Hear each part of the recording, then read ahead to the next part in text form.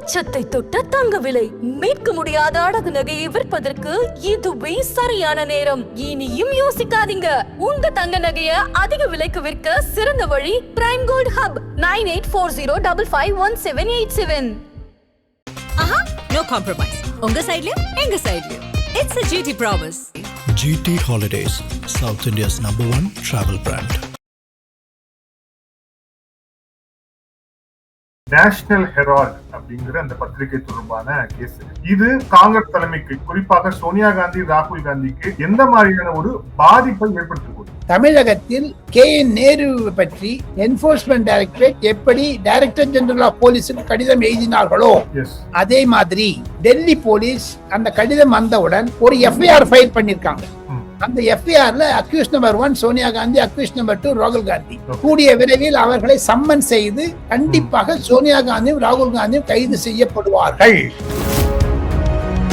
மணி laundering நடந்துக்கு. Money லாண்டரிங்னா ஒத்தனை கொடுக்கல, ஒரு செலவிடப்படாத பணம் AICCல இருந்து 50 லட்சம் ரூபாய் போட்டுட்டு 90 கோடி ரூபாய் 2000 கோடி ரூபாய் உள்ள விளத்தை வாங்கினது 90 கோடி ரூபாய்க்கு வாங்கியிருக்காரு ராகுல் காந்தி யங் இந்தியாங்கிற இடத்துல. அது செய்தது மாபெரும் ஃப்ராடு. இப்ப பாருங்க, பாராளுமன்றத்தில் செவ்வாய்க்கிழமை ராகுல் காந்தி SIR பத்தி பேச ஆரம்பித்தால் பாஜக தரப்பிலிருந்து ரவிசங்கர் பிரசாத் FIR பத்தி பேசுவார். இவங்க ஒரு பக்கம் SIR, ஒரு பக்கம் FIR. இப்போ அந்த அம்மாவுக்கு நடுவில் உடம்பு சரியா இருந்தது, துபாய் போயிட்டு வந்தாங்க, லண்டன் போறாங்க. ஒருவேளை இதெல்லாம் முடிச்சுட்டு லண்டன்லயே போய் செட்டில் ஆகலாம்னு நினைச்சிட்டு இருப்பாங்கல்ல. 2026ல தமிழ்நாடு, வெஸ்ட் பெங்கால் எல்லாம் தோத்து போயிட்டா. சார், பிரதான எதிர்கட்சியோட தலைவர் அவங்க எப்படி அங்க செட்டில் ஆவாங்க? இப்ப எதுக்காக எல்லாம் ஒயில் எழுதுறாங்க? பின்ன மிக முக்கியமான ஒரு கேஸ். அது டெல்லி அளவுல இந்தியாவே திரும்பி பார்க்க வைத்திருக்கிறது. திருப்பி மீண்டும் நேஷனல் ஹெரால்ட் அப்படிங்கிற அந்த பத்திரிகை தொடர்பான கேஸ். உங்களுடைய அனுபவத்துல நீங்க இத மிக அதிகமாக இந்த கேஸ் தொடர்பாக ஸ்டார்டிங் ஸ்டேஜ்ல இருந்து பார்த்துட்டு வந்திருப்பீங்க. நம்மளோட நேயர்களுக்கு இன்னும் எளிமைப்படுத்துற மாதிரி இப்ப அந்த கேஸ் நடந்திருக்கக்கூடிய லேட்டஸ்ட் டெவலப்மெண்ட்ஸ் அப்படிங்கிறது என்ன? இது காங்கிரஸ் தலைமைக்கு, குறிப்பாக சோனியா காந்தி, ராகுல் காந்திக்கு எந்த மாதிரியான ஒரு பாதிப்பை ஏற்படுத்த போகுது? நேஷனல் ஹெரால்டை பற்றி என்போர்ஸ்மெண்ட் டைரக்டரேட் ஒரு கடிதம் எழுதியிருக்கிறார்கள் டெல்லி போலீஸுக்கு. இது நடந்தது ஒரு கிரிமினல் கான்ஸ்பிரசி என்று. இதற்கு உதாரணமாக எக்ஸாம்பிள், தமிழகத்தில் KN நேரு பற்றி என்போர்ஸ்மெண்ட் டைரக்டரேட் எப்படி டைரக்டர் ஜெனரல் ஆஃப் போலீஸுக்கு கடிதம் எழுதினார்களோ அதே மாதிரி டெல்லி போலீஸ் அந்த கடிதம் வந்தவுடன் ஒரு FIR ஃபைல் பண்ணிருக்காங்க. அந்த FIRல accuse number 1 Sonia Gandhi, accuse number 2 ராகுல் காந்தி. கூடிய விரைவில் அவர்களை சம்மன் செய்து விசாரிப்பார்கள். கைது செய்தாலும் செய்ய முடியும். அது ஏன் நேரு பண்ணல, தமிழ்நாடு DGP பண்ணல? அதுதான் கேட்கிறாங்க. ஒண்ணு, அது தமிழகத்துக்கு சம்பந்தம் இல்லைன்னா கூட கேட்கிறாங்க. இதனால காங்கிரஸ் தலைமைக்கு பாதிப்பு ஏற்படும். அவங்க சம்மன் கொடுத்தாங்கன்னா திருப்பி அதே கதையை கேட்பாங்க. பொறுப்பு DGP இருக்கிறதால பண்ணல, ஒருவேளை பர்மனன்ட் DGP வந்தா பண்ணுவாரோ என்னமோ. அதுவே இருக்கு. அப்ப டெல்லியில பர்மனன்ட் DGP இருக்கிறதுனால தைரியமா பண்றாங்களா? அதுக்கு தைரியம் தேவை, அரசியல் தைரியம். அது MK ஸ்டாலினுக்கு இல்லை. இங்க டெல்லி போலீஸ் கமிஷனருக்கு இருக்கிறது. அத ஒண்ணு போடுங்க. இப்ப இந்த டெல்லி போலீஸ் கமிஷனர் சம்மன் பண்ணுவாங்க. இப்ப இந்த case enforcement directorate court, Delhi high court, supreme court எல்லா இடத்துலயும் சோனியா காந்தி அபிஷேக் சிங்கி மூலமாக இதை ஆஜர்படுத்த கூடாது என்று சொன்னாங்க. அவங்க சொல்லிட்டாங்க FIR போட்டு தான் ஆகணும்னு. சுப்ரீம் கோர்ட் சொல்லிவிட்டது. அந்த பின்னணியில் பார்த்தால் DK சிவகுமாரும் DK சுரேஷையும் சம்மன் பண்ணியிருக்காங்க இந்த நேஷனல் ஹெரால்ட் கேஸ்ல டெல்லி போலீஸ். ஏன் சார் அவங்க எதுக்கு சம்மன் பண்ணப்பட்டாங்க?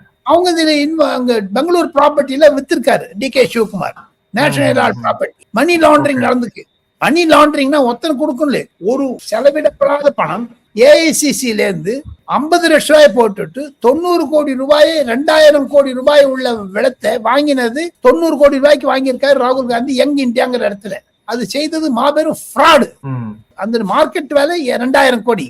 அந்த நேஷனல் ஹெரால்ட் ஆபீஸ், அங்கதான் பாஸ்போர்ட் ஆபீஸ் இருக்குது டெல்லியில.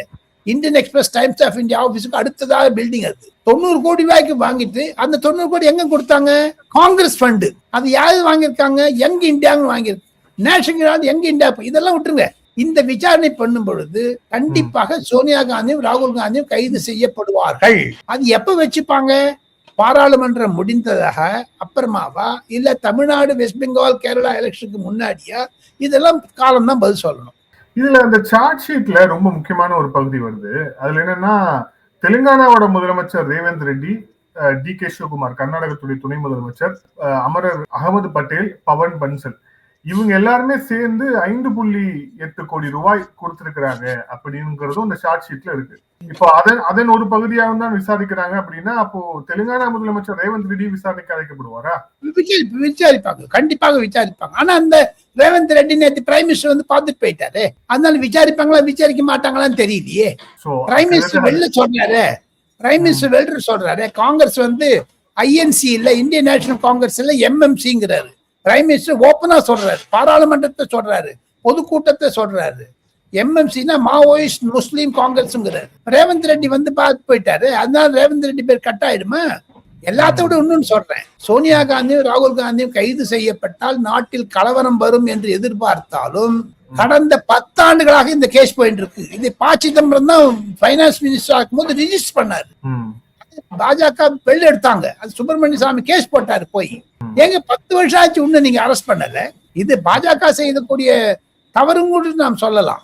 அது தவிர ஒண்ணு கேட்கிறேன், இன்னைக்கு காங்கிரஸ் வந்து ஓட் சோரின்னு SIRனு ஒண்ணு போட்டிருக்காங்க, ஸ்பெஷல் இன்டென்சிவ் ரிவிஷன். நாடாளுமன்றம் கூட்டத்தொடருக்கு ஒரு நாள் முன்னாடி டைம்ஸ் ஆஃப் இந்தியால நேஷனல் ஹெரால்ட் கேஸ்ல FIR ஃபர்ஸ்ட் இன்ஃபர்மேஷன் ரிப்போர்ட் போட்டோன்னு ஸ்டோரி வருதுங்க.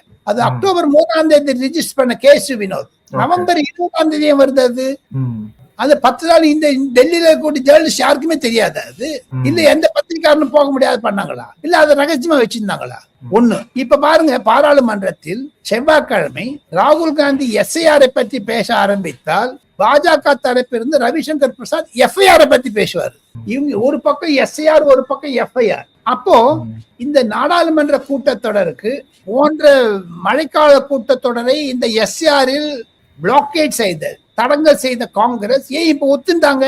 இன்னும் காங்கிரஸுக்கும் பாஜகவுக்கும் ஏதாவது தொடர்பு வந்துருச்சா? ரேவந்த் ரெட்டி மாதிரி உங்களை விட்டுறோம், நீங்க பாராளுமன்றத்தை நடத்துங்கன்னுட்டு புட்டின் இருந்ததுனால வந்ததுங்களா இது?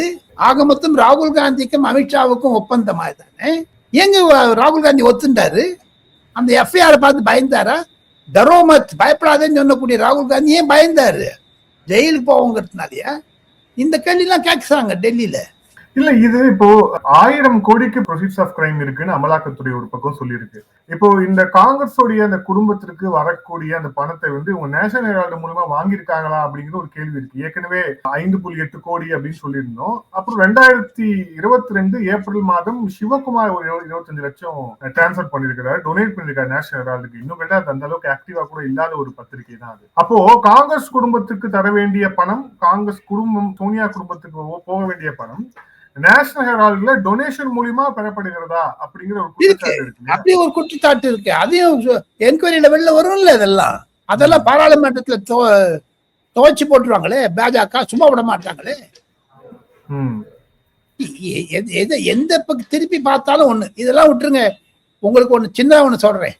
இந்த நேஷனல் ஹெரால்டு SIRலாம் விட்டுருங்க. டெல்லியில இப்ப பரபரப்பா பேசுறது என்னன்னு கேட்டீங்கன்னா, நீங்க வந்து நேஷனல் ஹெரால்டு 1000 கோடி 2000 கோடி நீங்க கடந்த 2 மாதங்களாகவே நரேந்திர மோடி அரசாங்கம் FIR போட்ட பிறகு சோனியா காந்தி அம்மையார் தன்னுடைய சொத்துக்களுக்கு வயது 80 ஆகிவிட்டதனால் அனைத்தையும் உயிர் எடுத்து வைக்க இருக்கிறார். அந்த உயிரில் பேர குழந்தையான பிரியங்கா காந்தியினுடைய குழந்தையான ராபர்ட் வாட்ராவுடைய மகனையும் ராஜீவ் காந்தி பவுண்டேஷன் சேர்க்க வேண்டுமா என்றெல்லாம் யோசிக்கிறார்கள். 2 வக்கீல்கள், 2 சார்ட்டர்ட் அக்கௌண்டன்ட் பிரதிநிதியும் பேசியிருக்காங்க. பிப்ரவரியில இந்த வில் ரிஜிஸ்டர் ஆகும் போது டெல்லி கோர்ட்ல குறைந்தது தமிழகத்தில் சத்தியமூர்த்தி பவன், கேராம்பேட்டை கிரவுண்ட் எல்லாம் பாத்தீங்கன்னா 2000 கோடி ரூபாய் அதனுடைய விலை. அந்த மாதிரி ஒவ்வொரு மாநிலத்திலும் சொத்து இருக்குது. மோதிலால் வேரா உயிரோடு இருந்த போது 54,000 கோடின்னு சொன்னாங்க. அதனுடைய சொத்தெல்லாம் யாருங்க எடுத்து போகுது? அதுக்கெல்லாம் உயிர் மாட்டாமா? யாரு காங்கிரஸ் தலைவர் மல்லிகார்ஜுன் கார்கேக்கு தெரியுமா? சோனியா காந்தி ஒரு இக்கட்டான நிலைமையில் இருக்கிறார். காரணம் என்ன என்று கேட்டால், ஜவஹர்லால் நேரு ஒரு உயிர் எழுதி வச்சார், அனைத்தும் இந்திரா காந்திக்கு போகணும்னுட்டு 1960-62. அதனாலதான் எல்லாமே அந்த ஆனந்த் பவன்லாம் அவங்ககிட்ட வந்தது. இப்போ இந்திரா காந்தி அகாலிதள் அந்த சீக்கிரர்களால் சொல்லப்பட்டார்கள். அந்த மாதிரி வில் எழுதி வைக்கவே இல்லை. ராஜீவ் காந்தி தமிழகத்தில் கொல்லப்பட்டால் அவர் வில் எழுதி வைக்கவே இல்லை. இந்த அம்மையார் அந்த வில்லு எழுதி வைக்காததுனால போட்ட சண்டை போட்டுட்டு எல்லாத்தையும் தன் பேர்ல டிரான்ஸ்பர் பண்ணதுக்கு 2 வருஷம் ஆச்சுங்க. அவ்வளவு பெரிய பதவியில் இருந்தா கூட அதெல்லாம் மறக்க வேண்டும் என்பதற்காகத்தான் அனைத்து சொத்துக்களையும் ராபர்ட் வாட்ரா குடும்பத்திற்கும் பிரியங்கா காந்தி குடும்பத்திற்கு கொடுக்க வேண்டும். காரணம், ராகுல் காந்திக்கு குழந்தை இல்லை என்பதற்காக, அவருக்கு ஒரு வாரிசு இல்லை என்பதற்காக ஒண்ணு கொடுக்க போவதில்லை. இதெல்லாம் டெல்லியில பல இடங்களில் பேசிக் கொண்டு வருகிறார்கள். சோனியாவுடைய இந்த முடிவுக்கு வந்து இந்த நேஷனல் ஹெரால்டு கேஸ்ல வந்து நடக்கக்கூடிய அந்த இதுவும் ஒரு காரணம், நகர்வும் காரணம், தீவிரமும் காரணம். தீவிரப்படுத்துவதற்கு காரணம் அதான். ஏன்னா இப்போ அந்த அம்மாவுக்கு நடுவில் உடம்பு சரியாது, துபாய் போயிட்டு வந்தாங்க, லண்டன் போறாங்க. ஒருவேளை இதெல்லாம் முடிச்சுட்டு லண்டன்லயே போய் செட்டில் ஆகலாம்னு நினைச்சிட்டு இருப்பாங்கல்ல. 2026 தமிழ்நாடு வெஸ்ட் பெங்கால் எல்லாம் தோத்து போயிட்டா. சார், பிரதான எதிர்கட்சியோட தலைவர் அவங்க எப்படி அங்க செட்டில் ஆவாங்க? இப்ப எதுக்காக எல்லாம் வயல் எழுதுறாங்க? பின்ன ஏங்கும் தமிழ்நாட்டுல வந்து ஒரு குழப்பம் இருக்கிறது, வெஸ்ட் பெங்கால்ல ஒரு குழப்பம் இருக்கிறது. சார், இன்னொன்னு காங்கிரஸ் பேர்ல தான் இவங்க எல்லாருமே வந்து அரசியல் செய்யறாங்க, அரசியல் கட்சியோட தலைவரா இருக்கிறாங்க. சோ அவங்களுடைய சொத்து அப்படிங்கிறது அவங்க தனிப்பட்ட சொத்தாக இருந்தாலும் கூட, தனிப்பட்ட சொத்து இல்ல, அதுக்கெல்லாம் ட்ரஸ்டா இருந்தாலும் சரி, அதுல ராயல்டி வருதுங்களே. இப்போ காங்கிரஸ் பவனுக்கு தேனாம்பேட்டை கவுன்சில் வாடகை வருது, அதெல்லாம் யாரு எடுத்துக்கிறாங்க? ஓப்பனா எடுத்துக்கிறாரா? கிடையாது. இல்ல செல்வ பெருந்துக்கு எடுத்துக்கிறாரா? கிடையாது. அதெல்லாம் ட்ரஸ்டுக்கு தானே போகுது. அது யாரு கண்காணிக்க போறாங்க? இல்ல, இப்ப அப்போ அந்த மாதிரியான சொத்துல சோனியா காந்தி எப்படி ஊழல் எழுத முடியும்? அவங்க ஊழியர்னு யாரு அடுத்து வாரிசுங்கிறது சொல்லணும் இல்ல. ராயல்டி வருதுங்களா? அந்த யார் ராயல்டி யாரு எழுத போறது? இதெல்லாம் சட்ட நுணுக்கு பிரச்சனைகள். யார் ராயல்டி வாங்க போறது?